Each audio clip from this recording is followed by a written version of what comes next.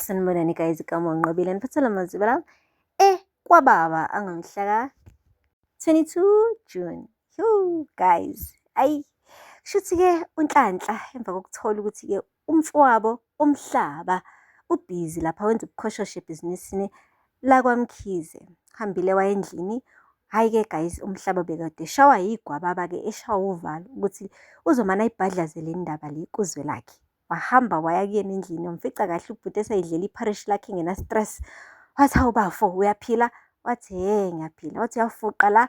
Wathi ya ngisadla, kubalulekile ukudla.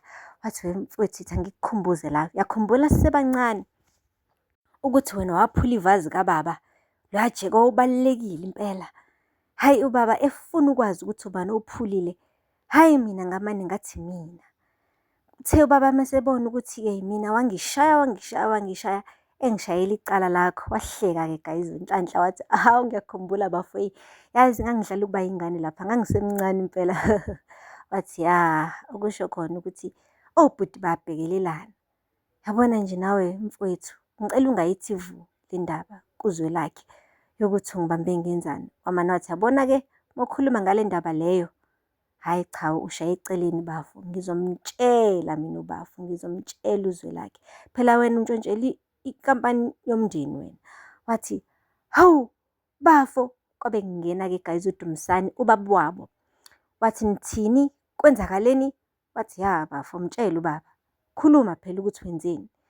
Yo guys, wenza sengathi-ke uyaxolisa-ke bandla uMhlaba, kanti uyazi vele ukuthi nobaba wakho uyazi ukuthi like benza muphi umshikashika. Kahle kahle ubaba wakhe omfaka kulo mshikashika.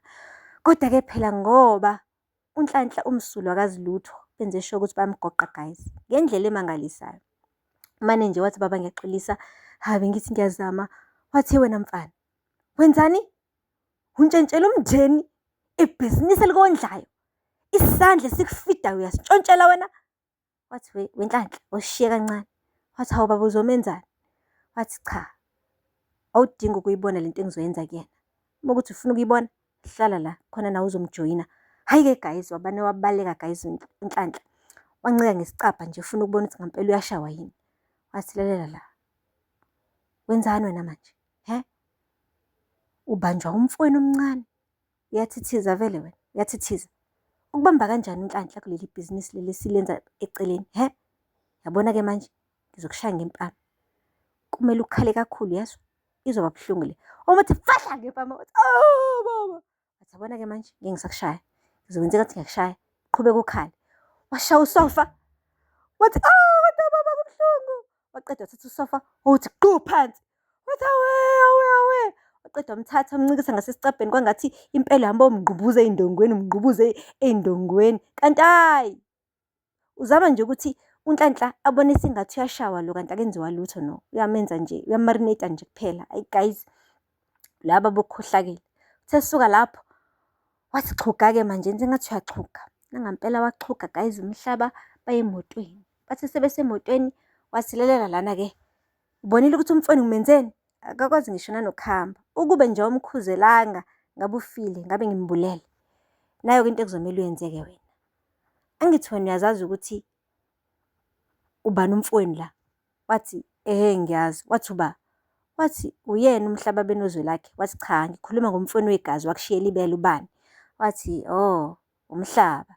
Wathi ya, okusho kona ukuthi-ke uZwelakhe akumelanga yazi lento le, okay? Ungalingi uyithi vu le ndaba le kuZwelakhe, okay? Wathi hawu baba, wathi ngithe thula du, lento izohlala phakathi kwethu sobathathu. Futhi xolisa kumfowenu. Yabo ukuthi ngimshaye kanjani ngenxa yakho? Ukuthi umqhathile? Xolisa.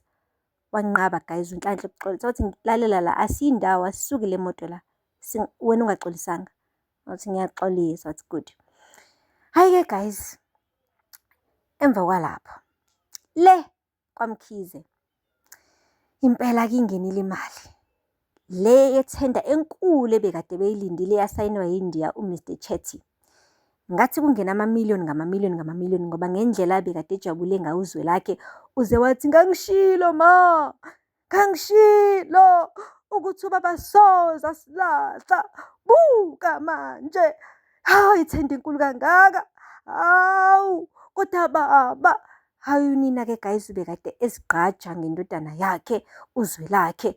Impela ubungafunga ukuthi bangasithinta isibhakabhaka ngezandla ngendlela bekade bebejabule ngayo.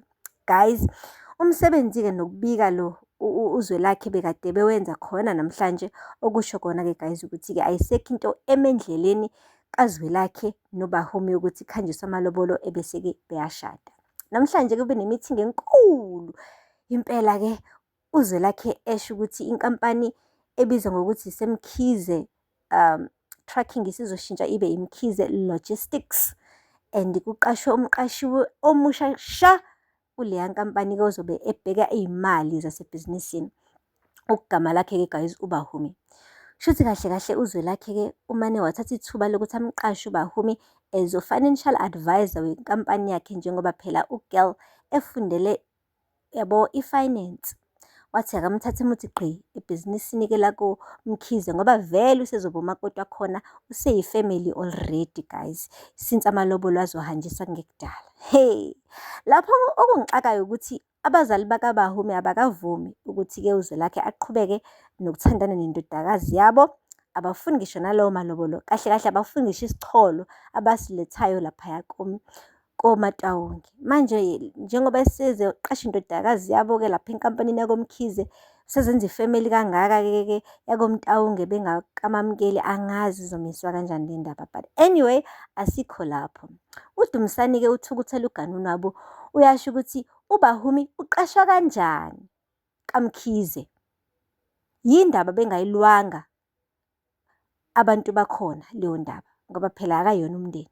Why? Kodwa-ke guys, ulwa into engekho njengoba vele uZwelakhe-ke uyena ophethe kuleya nkampani. Uma kuvume yena ukuthi uBahumi asebenze khona, akekho omunye onganqaba, akekho omunye ongakuphikisa lokho. Guys, akupheli-ke lapho. Mina-ke engikusolayo, njengoba uBahumi nje bekade sebheka izinto ey'ningi nje laphaya, esho ukuthi leli bhizinisi lona line-potential, but kuningi okusamele kubhekwe kulungiswe. Uzothola uGirl ukuthi kuney'mali ey'qhamukayo eceleni ey'ngabhaliwe phansi, bese-ke kuba nje mapeketwane. Because once nje uBahumi wathola ukuthi ubaba lo uDumisani indodana yakhe uMhlaba kunama-order bawahambisa ngasese, seyivaliwe inkampani, bazoxoshwa. And ukuxoshwa kwabo kuzokwenza ukuthi uDumisani amzonde kakhulu kakhulu ngampela uBahumi benoZwelakhe, ebevele bazonda nje. Kuzobe sekukhona isizathu-ke manje sokuthi-ke abazondisise kakhulu-ke kunakuqala, uma ukuthi sebeyaxoshwa manje ngenxa yokuthi le ntombazanyana yale kuMtawonge engumSuthu isimane yathola-ke imfihlo yabo abayenza ngasese. Guys, akufeli-ke lapho. Shuthi-ke ugqoke isiphandla uZwelakhe njengoba kade yenza umcimbi nje wokubikwa, and uBahumi umane nje wasiphulula lesi siphandla lesi, wasithakazela isiphandla guys, washiya angalazi igama. Bengingazi nanokwazi ukuthi iy'thakazelo zakaMkhize uzazi kangaka. Usho Mkhabazela, washo inyoni ey'khanya amaseswini, washo ogubhela kaMavovo, washo wena waseMbo. Yey guys, waze wathuka naye uZwelakhe ukuthi hayibo, ufundisa obani-ke manje ley'thakazelo kangaka. Wamane washo ukuthi hhayi cha, kubele phela ngizazi zonke lezi y'thakazelo, ngenzela ikusasa ley'ngane zethu. Imagine uGirl usekwi-level yabazukulu guys balaphaya koMkhize, usesekwi-level manje yokwakha isizukulwane ngesizukulwane salapha kaMkhize guys, and akahanjiswa ngisho amalobolo. Guys, hayi cha, uyithandile le ndoda lo Girl, but-ke asithembe ukuthi konke kuzobahambela kahle. Aphela lapho-ke amazwibela namhlanje. Ungakhohlwa ukusubscribe and like comment. Until next time, bye. Sanibonani guys, igama unqobile niphathela amazwibela kwababa angomhla ka-22 June. Guys, ayi kushuthi-ke uNhlanhla emva kokuthola ukuthi-ke umfowabo uMhlaba ubhizi lapha wenza ubukhoshoshi